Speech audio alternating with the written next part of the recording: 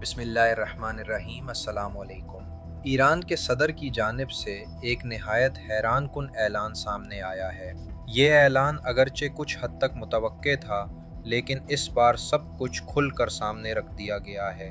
ان کا کہنا ہے کہ اسرائیل کسی بھی لمحے ایران پر حملہ آور ہو سکتا ہے اور خطے میں بڑی جنگ کا آغاز ہونے والا ہے۔ اسرائیل نے اس کے لیے بھرپور منصوبہ بندی کر لی ہے، لیکن اس بار ان کے منصوبے میں ایران کے صدر کو براہ راست نشانہ بنانے کی سازش بھی شامل ہے۔ صدر ایران نے کہا ہے کہ اگر مجھے شہید کرنے کی کوشش کی گئی یا میرے خلاف کوئی اقدام کیا گیا تو ایران نے کم از کم 5 سے 6 بڑے منصوبے تیار کر رکھے ہیں۔ اس کے بعد ہم اسرائیل پر ایسا رد عمل دیں گے کہ ان کے لیے قیامت کا منظر ہوگا۔ ہم نہ غزہ ہیں، نہ لبنان، اور نہ ہی کوئی اور کمزور ملک، بلکہ ایران ہے اور ہم بھرپور جواب دینے کی صلاحیت رکھتے ہیں۔ ایرانی صدر نے واضح طور پر کہا ہے کہ ہمارے پاس معتبر خفیہ معلومات ہیں جن کے مطابق اسرائیل نے منصوبہ بنا لیا ہے۔ پچھلی بار جب 12 دن کی لڑائی ہوئی تھی، اس وقت بھی مجھے قتل کرنے کی کوشش کی گئی تھی۔ میں زخمی ضرور ہوا، مگر اللہ کے فضل سے زندہ رہا۔ لیکن اس بار ان کا منصوبہ بالکل صاف ہے کہ مجھے رستے سے ہٹایا جائے۔ اگر ایسا ہوا تو پھر اسرائیل کو ہم کسی صورت معاف نہیں کریں گے۔ یہ صورتحال اس بات کا ثبوت ہے کہ اسرائیل نے اپنی تیاریاں مکمل کر لی ہیں اور ایران نے بھی ہر پہلو سے بندوبست کر لیا ہے۔ ایران نے اعلان کیا ہے کہ ان کے پاس مختلف حکمت عملی موجود ہیں۔ یہ لڑائی صرف میزائلوں تک محدود نہیں رہے گی۔ اسرائیل نے اس مرتبہ امریکہ سے خاص قسم کا جدید دفاعی نظام حاصل کیا ہے۔ عام مہنگے میزائلوں کے بجائے انہوں نے لیزر پر مبنی سسٹم بنایا ہے تاکہ ڈرونز اور چھوٹے میزائلوں کو روکا جا سکے، اور ایران کے بڑے اور تیز رفتار میزائلوں کو بھی کسی حد تک ٹارگٹ کیا جا سکے۔ لیکن یہ امریکہ اور اسرائیل کی بڑی بھول ہے۔ ایران کے پاس ہائپر سونک میزائل موجود ہیں جن کے بارے میں ان کا کہنا ہے کہ ابھی تک صرف 5% ہی استعمال کیے گئے ہیں اور اصل ٹیکنالوجی تو ابھی سامنے ہی نہیں آئی۔ قطر پر حملے کے وقت امریکہ کے دفاعی نظام کی ناکامی سب نے دیکھ لی تھی۔ اب معاملہ صرف ایران اور اسرائیل تک محدود نہیں رہا۔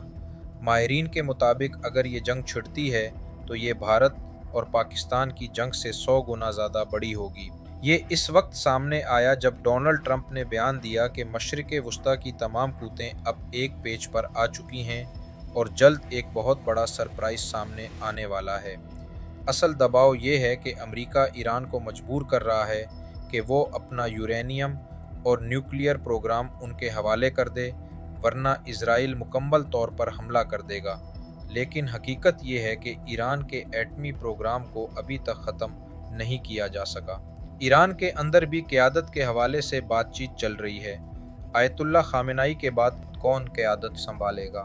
اس پر انہوں نے 3 نام تجویز کیے تھے، لیکن کسی ایک کو حتمی طور پر منتخب نہیں کیا گیا۔ اسی دوران اسرائیل نے آیت اللہ خامنہ ای کو ختم کرنے کی کوشش کی، لیکن وہ صرف 60 سیکنڈز میں محفوظ پناہ گاہ میں پہنچا دیے گئے۔ ایرانی صدر پر بھی حملہ ہوا، لیکن وہ بچ گئے۔ اس کے علاوہ رجیم چینج کی بھی کوشش کی گئی، لیکن وہ بھی ناکام رہی۔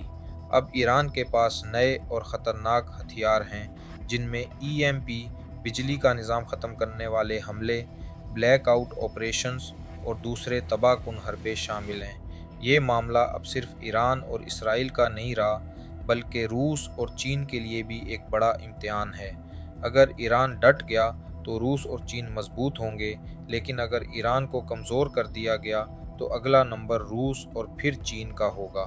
اسرائیل چاہتا ہے کہ روس کو شکست ہو اور امریکہ کے ساتھ مل کر وہ خطے پر کنٹرول کرے، لیکن ایران نے واضح پیغام دے دیا ہے کہ اگر ان کے صدر یا اعلیٰ قیادت کو نقصان پہنچایا گیا تو پھر اسرائیل پر ایسا طوفان ٹوٹے گا جو تاریخ یاد رکھے گی۔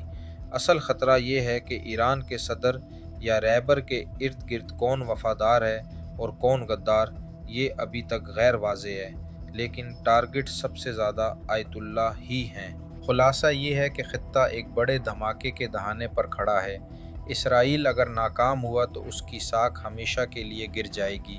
ایران اس بار پوری قوت سے جواب دینے کو تیار ہے اور یہ جنگ صرف مشرق وسطی ہی نہیں بلکہ پوری دنیا کی سیاست کا رخ بدل سکتی ہے۔ AY نیوز کو سبسکرائب کرنا نہ بھولیں، ویڈیو کو لائک کریں، شیئر کریں اور کمنٹ سیکشن میں اپنی رائے ضرور دیں۔